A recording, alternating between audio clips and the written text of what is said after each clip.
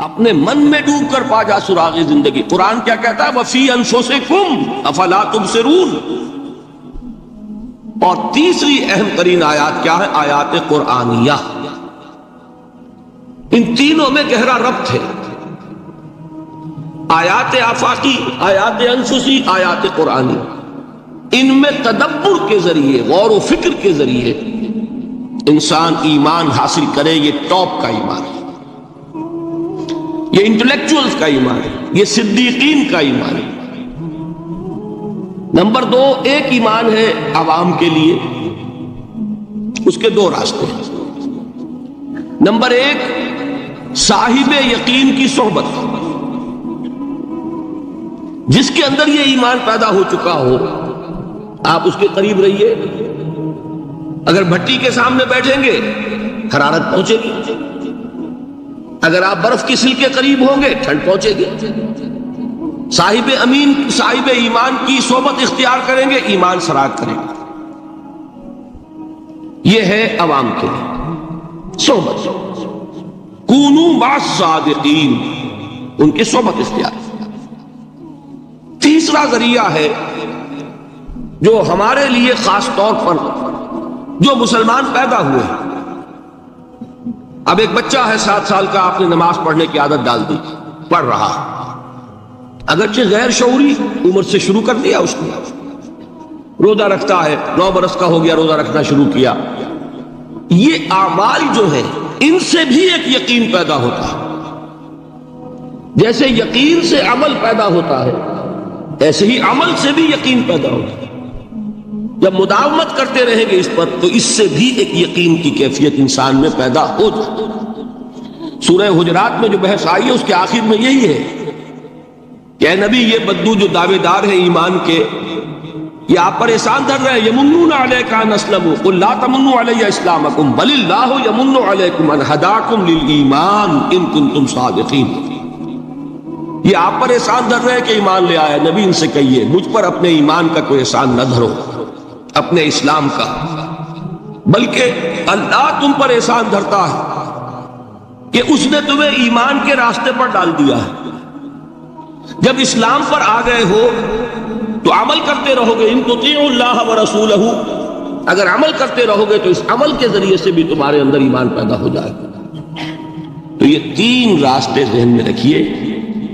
جو عوام ہے، غور و فکر، سوچ بچار، اس کی صلاحیت نہیں یا مواقع نہیں، ان کے لیے یہ 2 راستے ہیں، یقین بذریعہ عمل اور یقین بذریعہ صحبت۔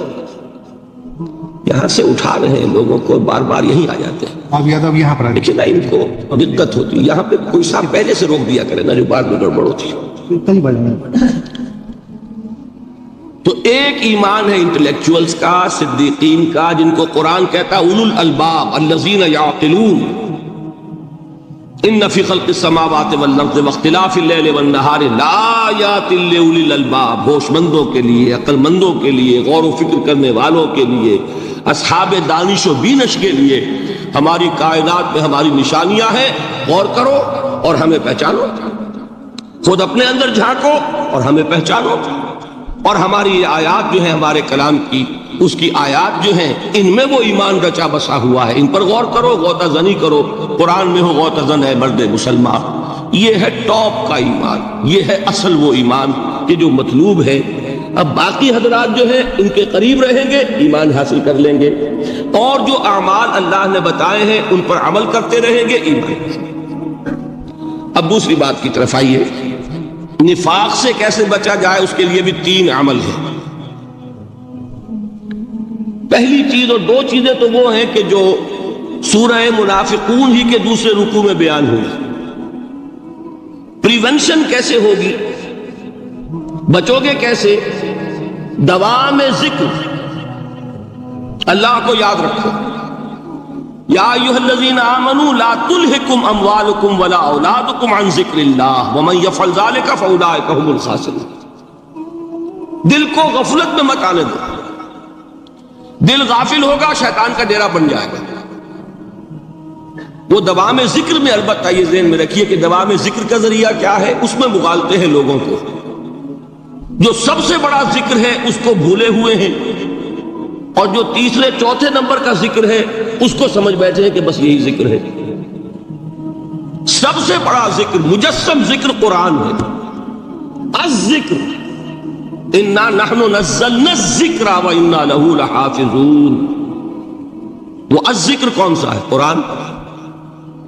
اسی کو فرمایا، میں نے وہ آیت سنائی تھی کہ لوگ تنزیہ کہتے تھے یا ایھا الذی نزل علیہ الذکر انک لمجنون.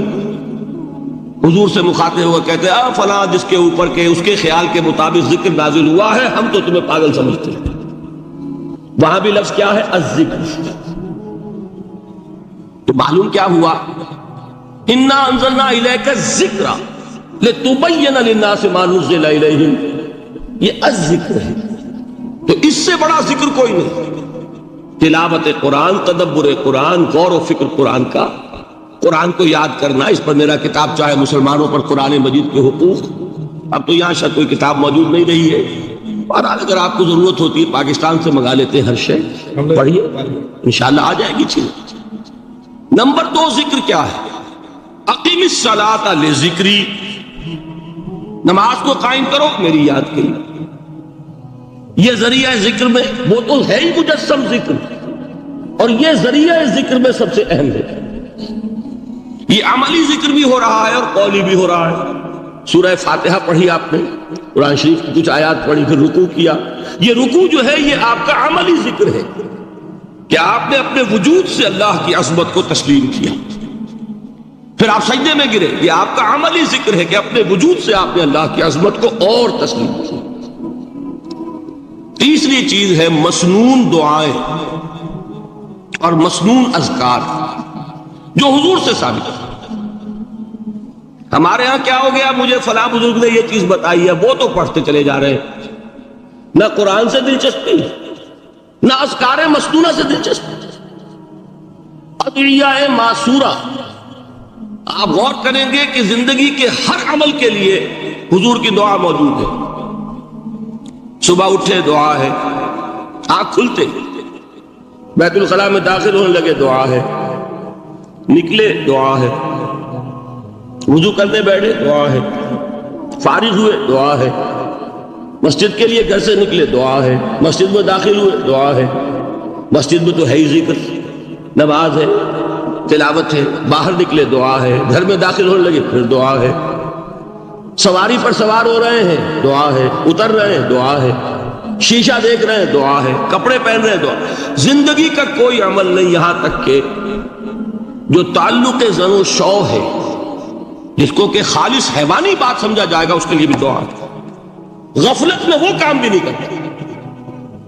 سمجھ رہے ہیں آپ؟ اب آپ غور کیجئے، اس میں کوئی اضافی وقت نہیں لگا، کوئی اضافی پوسچر اختیار نہیں کیا آپ نے، یوں بیٹھو، اس طرح بیٹھو، یوں کرو. کوئی آپ کا وقت اضافی نہیں لگا. جو کام کر رہے ہیں اور آپ اللہ کو یاد کر رہے ہیں، اور وہ اللہ کی یاد اس کام کی مناسبت سے ہے. ان ادعیہ معصورہ سے 2 تعلق جڑ گئے انسان کے. دعا کس سے کر رہے ہیں؟ اللہ سے. جڑا کہ نہیں؟ اور یہ الفاظ کس کے ہیں؟ محمد رسول اللہ کے. تو آپ کے 2 تعلق جڑ گئے. آپ اپنی جی سے گھڑ کر دعا مانگیں گے تو پہلا تعلق ہو جائے گا، دوسرا نہیں ہوگا. بہتر سے بہتر دعا مانگ لیں آپ. لیکن حضور سے جو معصور اور مسنون الفاظ جب آپ زبان سے نکالتے ہیں تو آپ کا تعلق اللہ سے بھی ہوا بذریعہ دعا، اور وہ الفاظ چونکہ حضور کے ہیں صلی اللہ علیہ وسلم تو حضور کے ساتھ ہوا. یہ تیسرا درجہ ہے. چوتھے درجے میں مانتا ہوں کہ ایک ہوتی ہے خاص کسی شخص کے امراض کی تشخیص کرنے کے بعد تجویز. کوئی اگر طبیب ہے، ماہر طبیب روحانی، وہ آپ کو دیکھے گا تو اندازہ لگائے گا کہ آپ میں کیا کمی ہے، اس کے مطابق آپ کو ذکر بتائے گا. بھئی فلاں آیت کا مراقبہ کیا کرو. کسی میں بزدلی ہوتی ہے، کسی میں مال کی محبت زیادہ ہوتی ہے، کسی میں توکل کی کمی ہے، کسی میں شہرت کی خواہش ہے، نمایاں ہونے کا جذبہ ہے، کسی میں تکبر ہے. سب کا ایک سا برس تو نہیں ہوتا. تو یہ در حقیقت اندھے کی لاٹھی سے نہیں چلنے والی بات. یہ تو ماہر کا کام ہے کہ وہ تجویز کرے کہ تمہارے لیے خاص طور پر ذکر نہیں. در حقیقت ہمارے جو یہ سلسلے تھے سلوک کے، یہ بڑے ماہر ہوتے تھے، یہ لوگ بڑے ماہر اطباء تھے۔ یہ جو علم نفسیات ہے اس کے ہمارے صوفیاء سے بڑھ کر کبھی کوئی عالم گزرا ہی نہیں دنیا میں۔ فرائڈ کیا ہے اور ایڈلر کیا ہے اور یونگ کیا ہے، بچے ہیں۔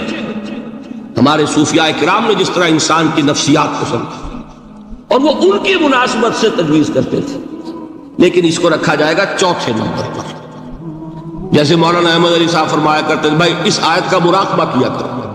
مراقبہ کیا مانی؟ اب انہوں کو ان الفاظ کو بھی ہم نے خام خواہ کچھ خاص ایک شکل دے دی۔ مراقبہ کیا؟ توجہ کرنا، دھیان کرنا، خاص اس آیت کے اوپر، اس کے معانی پر اپنے ذہن کو جمانا۔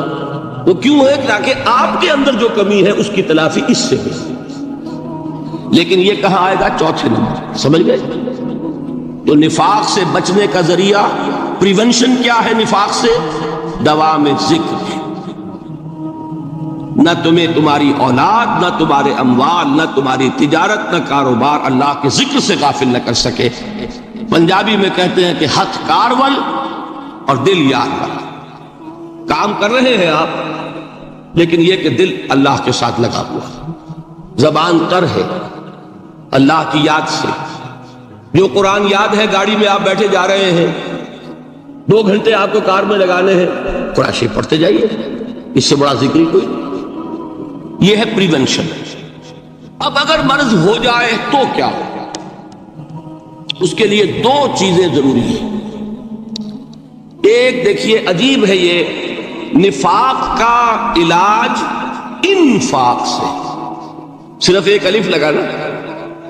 انفاق کے معنی اور ہے، یہ بنا ہے کس سے؟ نفقت الدراہم، پیسے ختم ہو گئے، مک گئے، یا نفق الفرس، گھوڑا مر گیا۔ تو مال کو کھپانا، لگانا اللہ کی راہ میں، اگر دل میں نفاق کی کوئی آلائش آئی ہے تو اس کا ازالہ ہوگا انفاق فی سبیل اللہ سے۔ مال اللہ کی راہ میں دیجئے، صدقہ کیجئے، خیرات کیجئے، دیجئے، اللہ کے دین میں لگائیے۔ جتنا لگائیں گے نفاق دھل جائے۔ اس لیے کہ اصل سبب نفاق کا ہے ہی حب دنیا، دنیا کی محبت۔ لہذا اس کا ازالہ ہوگا جو سب سے محبوب شے ہے، مال۔ انہ لحب الخیر لشدید، مال محبوب ترین ہے کہ نہیں؟ لہذا اس کو اللہ کی راہ میں لگائیں گے تو وہ نفاق دھل جائے گا۔ اور ایک اور چیز ہے جو بہت اہم ہے، بہت ہی شعوری طور پر اس کا اہتمام کیجئے۔ جس وقت دین کے کسی فرض کی انسان کو سمجھ آ جائے، اس کا شعور پیدا ہو جائے، پھر ڈیلے نہ ہو۔ ذرا سا ڈیلے جو ہے اس پر عمل کرنے میں، یہ در حقیقت نفاق کو جڑ پکڑنے کا موقع دینا ہے۔ امیڈیٹ ایکشن، ایک بات سمجھ میں آ گئی، فوراً عمل۔ اس میں شیطان کیا کرتا ہے؟ ذرا ٹھہر جاؤ، ابھی دیکھو یہ فرض ہے، یہ ذمہ داریاں ہیں، یہ کرنا ہے، اور پھر لگا دینا اپنے آپ کو۔ بہت سے لوگ کہتے ہیں بس ریٹائرمنٹ کے بعد تو سارا میں دین کے لیے وقت کر دوں گا۔ اول تو خدا کے بندے، تمہارے اندر رہ کیا جائے گا ریٹائرمنٹ کے بعد؟ سارا تو کھپ چکو گے، رہ کیا جائے گا؟ دوسرے یہ کہ یہ بھی جان لیجئے کہ کار دنیا کسے تمام نہ کر، ریٹائرمنٹ کے بعد کون فارغ ہو جاتا ہے؟ بیٹوں بیٹیوں سے فارغ ہوئے تو پوتے پوتیاں موجود ہیں، نواسے نواسیاں موجود ہیں، کبھی بھی وہ بوجھ ختم نہیں ہوتا زندگی کا۔ وہ تو یہ کہ آج بات سمجھ میں آئی ہے تو آج عمل ہونا چاہیے۔ قرآن مجید میں سورہ انعام میں بڑی شدید وعید آئی ہے، الفاظ ہیں یہ، وَنُقَلِّبُ أَفْئِدَتَهُمْ وَأَبْصَارَهُمْ كَمَا لَمْ يُؤْمِنُوا بِهِ أَوَّلَ مَرَّةٍ۔ انسان پر ایک حقیقت کا انکشاف ہوا کہ یہ بات حق ہے، فوراً تسلیم کر دی۔ کسی مصلحت کی وجہ سے، کسی بزدلی کی وجہ سے، کسی لالچ کی وجہ سے، کسی اپنی سیادت یا قیادت کی وجہ سے، کیسے مان لوں؟ لوگ کہیں گے کہ یہ نیچے ہو گیا، وہ اونچا ہو گیا جس کی بات مانی، کسی وجہ سے رک گئے۔ تو اللہ تعالیٰ اندر سے وہ جو استعداد ہے حق کو پہچاننے کی وہ سلب کر لیتا۔ وَنُقَلِّبُ أَفْئِدَتَهُمْ وَأَبْصَارَهُمْ، ہم الٹ دیں گے ان کے دلوں کو بھی اور ان کی آنکھوں کو بھی۔ کیوں؟ کما لم یؤمنوا بہ اول مرہ، اس لیے کہ وہ پہلی مرتبہ جب انکشاف حق ہوا ہے وہ ایمان نہیں لایا۔ اس کا میں ایک واقعہ آپ کو سنانا چاہتا ہوں کہ کس طرح صحابہ کرام پر بھی وقتی طور پر یہ واقعہ اگر صحابہ کرام کا نہ ہوتا تو یہ حقائق سمجھ میں نہ آتے۔ غزوہ تبوک کے موقع پر یہ میں جملہ انکمپلیٹ رہ گیا، ضعف ایمان کا حملہ ہو جاتا تھا، نفاق کا نہیں معاذ اللہ، لیکن ضعف ایمانی کی اگلی منزل شروع ہو جاتی ہے نا نفاق۔ جہاں جھوٹ بولنا شروع کیا نفاق، جھوٹی قسمیں کھانی شروع کی سیکنڈ سٹیج، اور جہاں مومنین صادقین سے بغض اور عداوت پیدا ہو گیا وہ تھرڈ سٹیج۔ تو وہ ضعف ایمان کا کیسے ہوتا ہے یہ حضرت کعب ابن مالک نے بڑی تفصیل سے بیان کیا ہے۔ غزوہ تبوک کے موقع پر جہاں منافقین نے آ کر جھوٹے بہانے بنائے، جھوٹی قسمیں کھائیں اور حضور سے ایگزمپشن لے لی، چھٹی لے لی، رخصت لے لی، وہاں 3 ایسے صحابہ بھی تھے جو مومن صادق تھے، لیکن وقتی طور پر شیطان نے انہیں ورغلایا۔ کیسے ورغلایا وہ سمجھ لیجیے۔ کعب ابن مالک نے تفصیل سے بیان کیا ہے، اور میرے نزدیک یہ جہاں تک میرا مطالعہ ہے طویل ترین حدیث ہے، بخاری اور مسلم میں بھی موجود ہے۔ حضور جب واپس آئے ہیں اور اب آپ نے ایک ایک کو بلایا، جن لوگوں نے تو پہلے جھوٹی قسمیں کھا لی تھی ان کو تو بلانے کی ضرورت نہیں تھی، لیکن کچھ لوگ ایسے بھی تھے کہ جنہوں نے ایگزمپشن بھی نہیں لی تھی اور گئے بھی نہیں تھے۔ اب ان کو آپ نے ایک ایک کر کے پیشی ہوئی، آپ کیوں نہیں گئے تھے؟ تو اب جو منافقین تھے ان میں سے انہوں نے اس موقع پہ جھوٹی قسمیں کھا لی۔ خدا کی قسم حضور ہم تو بالکل تیار تھے، پوری میں نے تیاری بھی کر لی تھی، پورا ارادہ تھا، یہ وقتی طور پر یہ مصیبت مجھ پر آ پڑی۔ جس نے قسم کھائی انہوں نے کہا اچھا ٹھیک ہے جائیے۔ کعب ابن مالک کی باری آئی تو ان کے الفاظ اپنے یہ کہ جب میں پیش ہوا تو حضور کے چہرے مبارک پر ایک غصے والی مسکراہٹ تھی، زہر خند کہتے، ایک مسکراہٹ ہے لیکن غصے کے ساتھ، غضبناک۔ آپ فرمائیے آپ کیوں نہیں گئے؟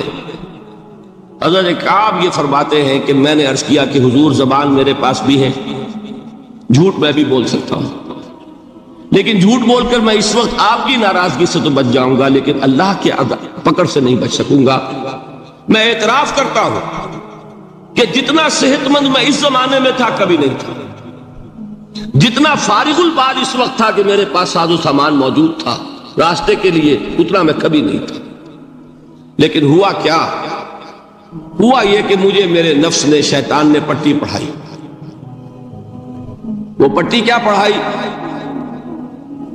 کہ حضور تو 30,000 کے لشکر کے ساتھ چلیں گے تو لشکر تو سلولی موو کرے گا نا، تمہارے پاس بڑی تکڑی، بڑی توانا صحت مند اونٹنی ہے، تم ذرا 2 دن بعد چلنا تیزی کے ساتھ اور حضور سے مل جانا، بس یہ تاخیر کا حربہ۔ تو انہیں خیال آیا کہ ابھی 2 دن گھر کی ٹھنڈی چھاؤں ہے، میں یہاں پہ جو آرام ہے وہ کر لوں۔ مجھے جگر کا شعر یاد آیا ہے کہ تپتی راہیں مجھ کو پکارے، دامن پکڑے چھاؤں گھنیری۔ ایک طرف فرض کی پکار ہے، اس میں تو ظاہر بات ہے کہ وہ تپتی راہیں ہیں، لا تنفروا فی الحر سنا چکا ہوا ہے۔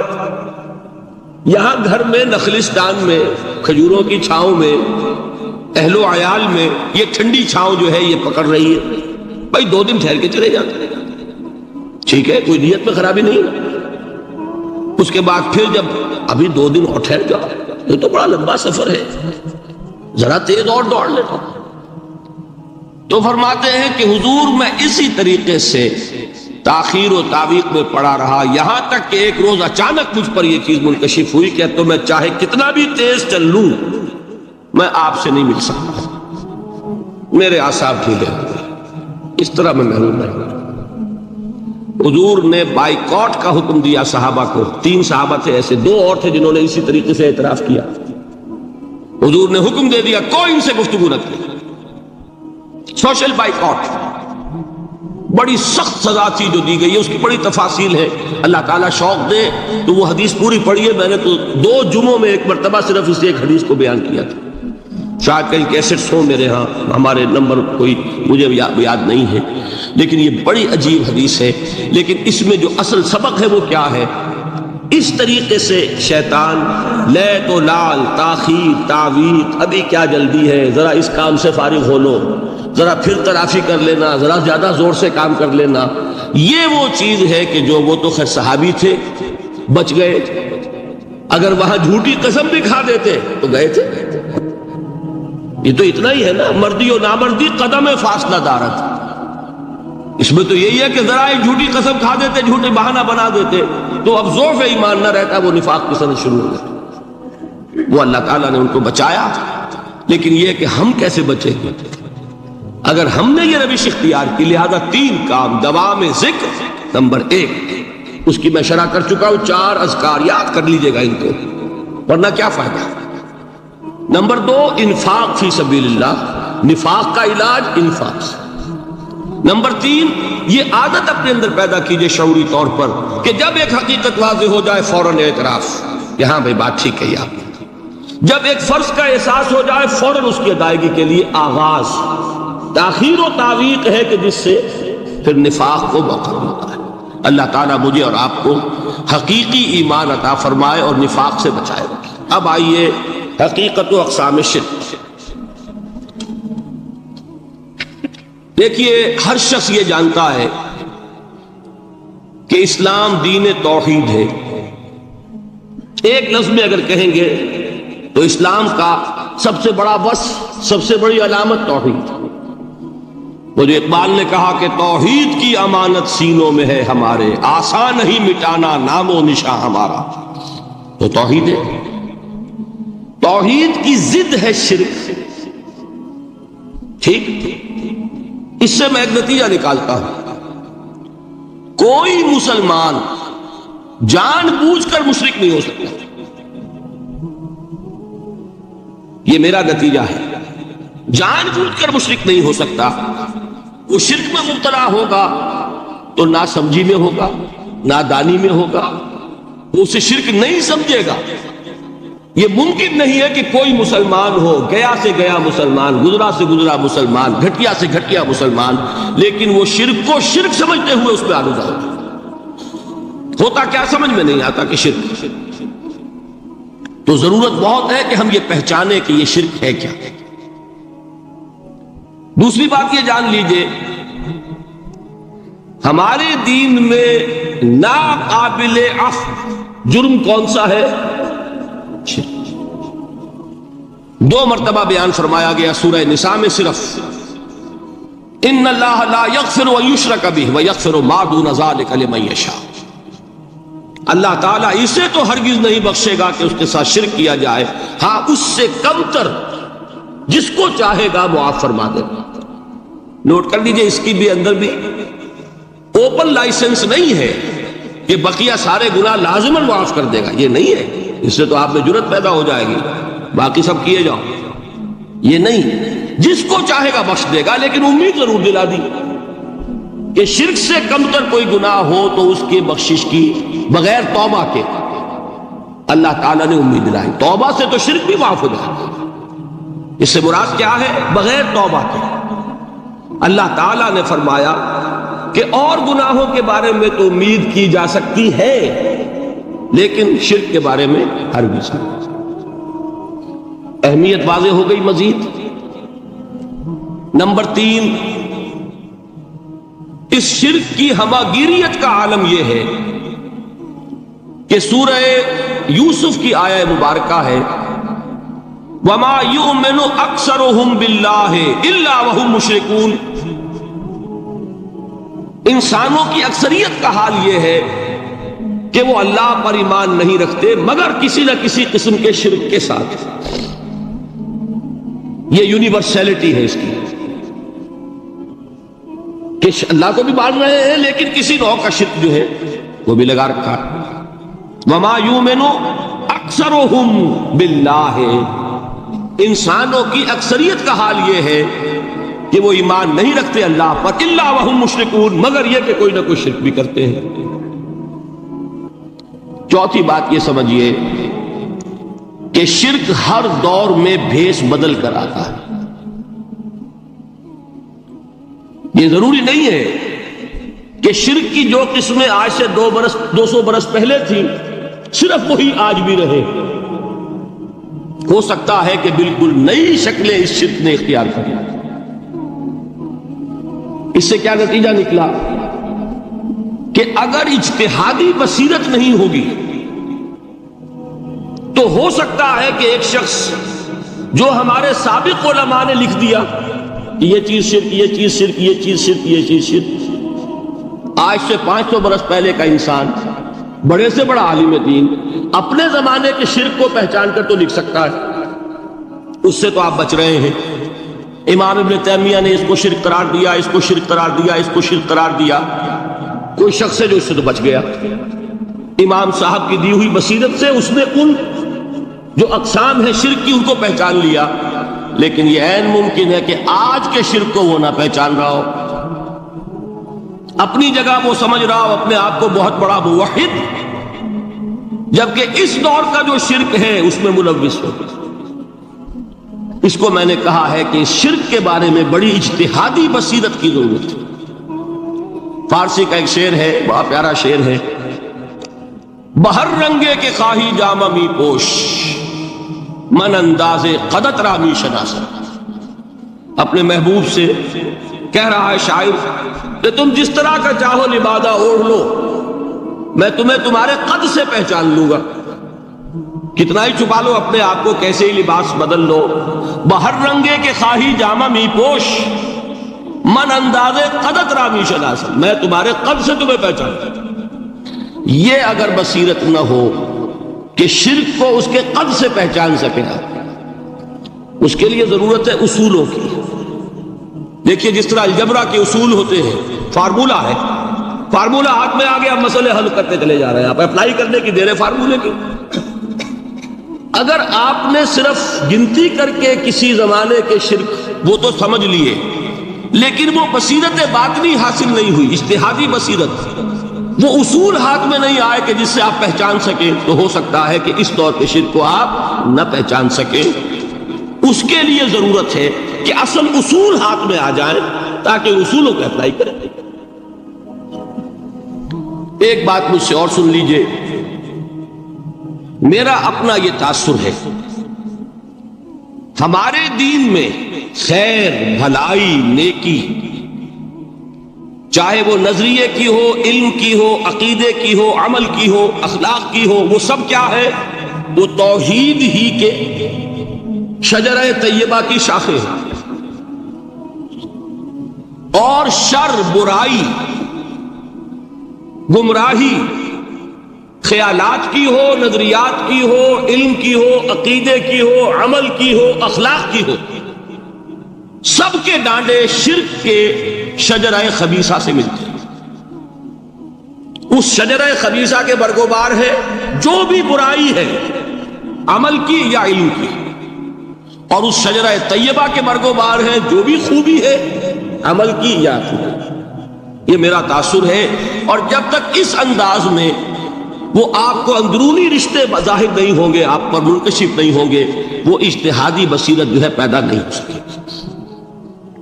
اب آئیے ایک اور بات دیکھیے، شرک میں اور الحاد میں کیا فرق ہے یہ بھی ہم نہیں سمجھتے. الحاد، مادہ پرستی، وہ کیا ہے؟ ایتھیزم، کسی بھی خدا کا انکار. ہمارے آج کے دور کی سب سے بڑی گمراہی ہے. شرک کیا ہے؟ خداؤں کو ماننا. یہ کیا ہے؟ تھیزم ہے، لیکن پولی تھیزم ہے. توحید کیا ہے؟ مونو تھیزم ہے، ایک خدا کا ماننا. لیکن شرک کے اندر ایک اور حقیقت کو پہچان لیجئے، شرک میں ہمیشہ ٹاپ پر ایک خدا کو مانتے ہیں، باقی سارے خدا نیچے ہوتے ہیں. اوپر جا کر وہ توحید ہوگی ہمیشہ. کوئی مشرکانہ نظام ایسا نہیں ہے جو ٹاپ پر جا کر توحید نہ بنتا. دیکھیے ہندو دیویاں دیوتا بے شمار، لیکن مہادیو وہ بھی کیا دو ہیں؟ مہادیو وہ تو ایک ہے. انگریزی میں گاڈز گاڈیسز، لیکن وہ چھوٹے جی سے لکھے جائیں گے. چھوٹے جی سے لکھے جانے والے gods and goddesses, Roman mythology ہو، گریک مائتھولوجی ہو، ان دیویوں دیوتاؤں کے نام ہی آپ نہیں یاد کر سکتے، لیکن گاڈ بڑے جی سے وہ ایک ہے کہ نہیں؟ ٹاپ پر جو ہے وہ ایک ہے. اس کو وہ بھی مانتے ہیں کہ اومنی پوٹنٹ، اومنیشنٹ، اومنی پریزنٹ، علی کل شیء قدیر، بکل شیء علیم، ہر جگہ موجود. وہ تو ایک ہی ہے، وہ تو کیپٹل جی سے لکھا جائے گا. باقی اس کے نیچے فوج ہے دیویوں کی، دیوتاؤں کی، خداؤں کی اور خدانیوں کی، وہ گاڈز اینڈ گاڈیسز ہیں. عرب میں کیا تھا؟ میں نے پہلے آپ کو وہ دو مثالیں دے دی ہیں، تیسری اور ایران کی لے لیجئے. خیر کا خدا اور شر کا خدا اور، ایک یزدہ ایک اہرمن. ٹھیک، سنویت ہو گئی نا، دو خداؤں کو مانا، لیکن وہی ہے جو خدائے خدائے گاں، خداؤں کا خدا، اس کو ایک ہی مانتے ہیں. یہی معاملہ عرب میں تھا. اللہ وہ ایک ہی تھا ان کے ہاں. قرآن میں آتا ہے ان سے پوچھئے وَلَئِن سَأَلْتَهُم مَّنْ خَلَقَ السَّمَاوَاتِ وَالْأَرْضَ لَيَقُولُنَّ اللَّهُ. جب ان سے کہا جاتا ہے کہ کس نے پیدا کیا آسمان اور زمین کو، یہ فوراً کہیں گے اللہ نے.